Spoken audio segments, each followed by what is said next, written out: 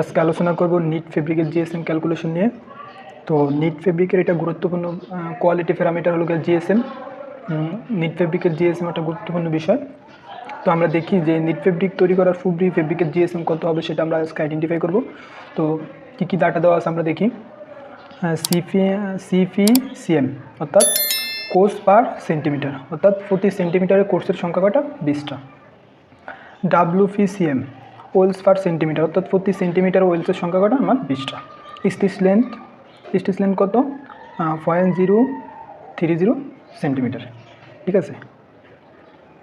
ইয়ান count 30 আনি, মানে English কাউন্টে আছে আমার ইয়ান কাউন্ট। এখন এই যে স্টিচ লেন্থটা কি একটা লুপ তৈরি করতে আমার যতটুকু সুতা লাগে সেটাই লিখে আমার স্টিচ লেন্থ। ঠিক আছে। এখন ফেব্রিকের জিএসএম কত? তো জিএসএম নিট ফেব্রিকের জিএসএম এর সূত্র stitch density into stitch length into টেক্সের সুতার কাউন্ট ডিভাইডেড 100। ঠিক আছে। এখন এখানে যে স্টিচ ডেন্সিটি এটা অবশ্যই সেন্টিমিটারে হতে হবে, স্টিচ লেন্থ এটা মিলিমিটারে, আর সুতার কাউন্ট হতে হবে গিয়ে টেক্সে, মানে ডিরেক্ট সিস্টেমে ডিভাইডেড 100। এই মানগুলো বসে দিলে আমরা ফেব্রিকের জিএসএম পেয়ে যাব। তো যেহেতু আমার এখানে যে কাউন্টটা দেওয়া আছে সেটা ইংলিশ কাউন্টে দেওয়া আছে, তো এটাকে আমরা কনভার্ট করে টেক্সে নিয়ে গেছি। দেখেন,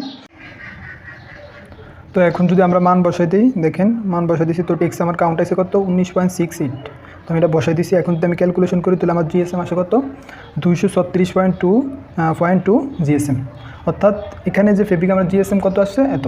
তো নিট ফেব্রিকের জিএসএম অবশ্যই অনেক বেশি হবে। নিট ফেব্রিকে আমার লুপ ফর্মেশনের মাধ্যমে তৈরি হয়। একটা হলো গিয়ে কোর্স আর ওয়েলস। এই কোর্স আর ওয়েলসের লুপ ফর্মেশনের মাধ্যমে আমার নিট ফেব্রিক তৈরি হয়।